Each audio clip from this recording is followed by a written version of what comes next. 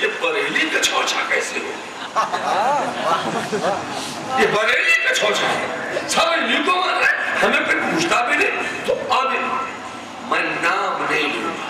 کیا بات ہے، اب یہ وحی کا معاملہ ہے سارا، سمجھ سکو تو سمجھ، بہت اچھا، بہت خوب، سمجھنے والے سمجھ رہے ہیں۔ خوب خلاصہ ہے، واہ واہ۔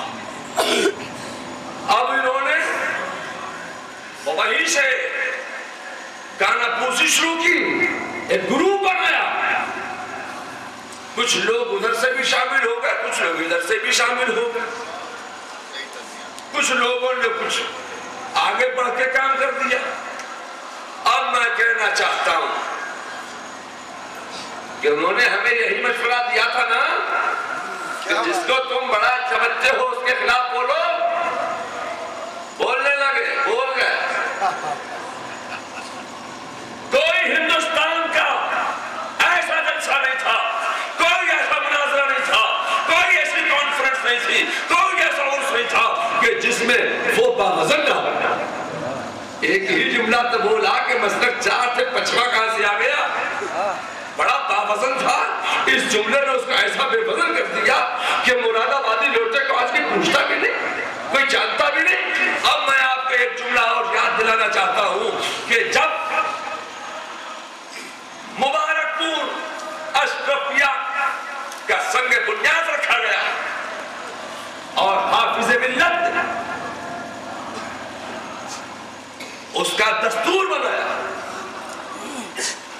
اور مبارک پور اشرفیہ کے دستور میں حافظ ملت نے جہاں بہت سی چٹھیاں لکھی، وہاں ایک چٹھی یہ بھی تھی کہ اس مدرسے کا، اس ادارے کا محتمم، اس ادارے کا ممبر، اس ادارے کا صدر سیکریٹری وہی بن سکتا ہے جو اعلیٰ حضرت فاضل بریلوی کی حسام الحرمین کی تصدیق کرتا ہو۔ کیا بات ہے، جو حسام الحرمین کی تصدیق نہیں کرے گا وہ اس کا نہ ممبر ہو سکتا ہے نہ مدرس ہو سکتا ہے۔ تو اس وقت ایک بڑے مولانا تھے، مولانا ظفر ادیبی نام کے، بہت بڑے مولانا تھے، مولانا ظفر ادیبی صاحب کے نام سے۔ تو انہوں نے اس ہری مجلس میں بیٹھ کر ایک جملہ بولا۔ کیا جملہ بولا؟ کیا حسام الحرمین قرآن ہے؟ کیا کہا؟ کیا حسام الحرمین قرآن ہے؟ کہ اس کی تصدیق کرنا ضروری؟ بڑا باوزن تھا، ایک ہی جملے نے تو ختم کر دیا، ایک ہی جملے نے۔ تو اس کا حافظ ملت کا جملہ سنو، حافظ ملت نے فرمایا کہ تمہید ایمان قرآن تو نہیں ہے، خدا کی قسم قرآن کا ترجمہ ہے،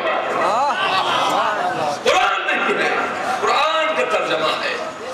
میں کہنا چاہتا ہوں کہ ہم نے بڑے بڑوں کو مٹتے ہوئے دیکھا ہے، اعلیٰ حضرت فاضل بریلوی نے کوئی اپنا کام نہیں کیا ہے، فاضل بریلوی نے جو کام کیا ہے مصطفیٰ جان رحمت صلی اللہ علیہ وسلم کے دین کا کام کیا ہے۔ اعلیٰ حضرت فاضل بریلوی نے خانقاہوں کی عظمت کو بچایا ہے، اعلیٰ حضرت نے بزرگوں کی آرات کو بچایا ہے۔ اعلیٰ حضرت فاضل بریلوی نے جو اپنا کام نہیں کیا، فاضل بریلوی نے اللہ اور رسول کی خوشی و رضا کے لیے کام کیا، یہ اپنے گھر کا تھوڑی کام کر لیا اعلیٰ حضرت نے۔ وقت اتنا نہیں کہ میں کوئی تفصیلی گفتگو پیش کر سکوں، اب میں یہاں سے کہنا چاہتا ہوں کہ حضور محدث اعظم ہند بریلی سے اعلیٰ حضرت فاضل بریلوی سے لگاؤ تھی، ان کا عشق دیکھیے، مسلک کی کیسی انہوں نے خدمت فرمائی ہے۔ میں آپ کے سامنے کیا عرض کروں، آج ہندوستان میں جو یہ مسلک نظر آ رہا ہے، سنیت نظر آ رہی ہے، یہ کچھوچا اور بریلی کی دین ہے۔ سنو، حضور محدث اعظم ہند کا مجھے ایک جملہ یاد آ گیا۔ حضور محدث اعظم ہند نے ایک جگہ فرمایا کہ غوث اعظم رسول اللہ کے ہاتھ میں ایسے تھے جیسے قلم در دستے کاتب۔ جی مولانا کیا فرمایا؟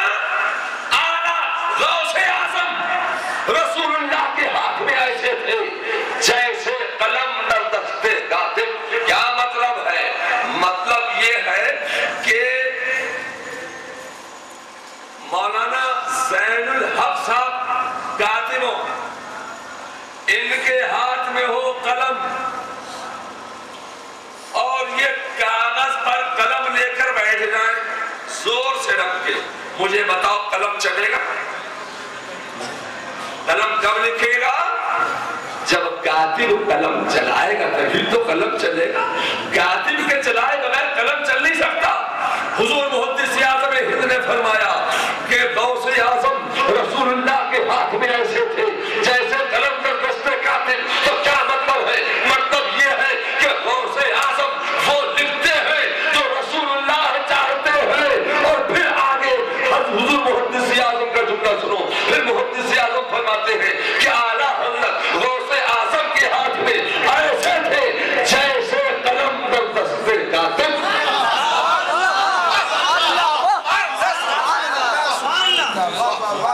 کیا مطلب ہوا؟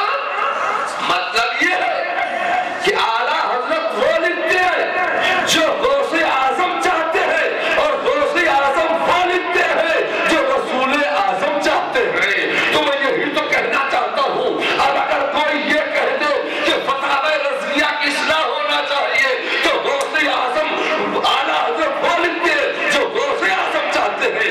اب اگر کوئی کہہ دے کہ فتاوی رضویہ کی اصلاح ہونی چاہیے تو میں کہنا چاہتا ہوں کہ آپ کے دماغ کی اصلاح ہونی چاہیے۔ آگے سب خیریت ہے۔ کیا بات ہے، کیا بات ہے، آگے سب خیریت ہے۔ میں آپ سے کہنا چاہتا ہوں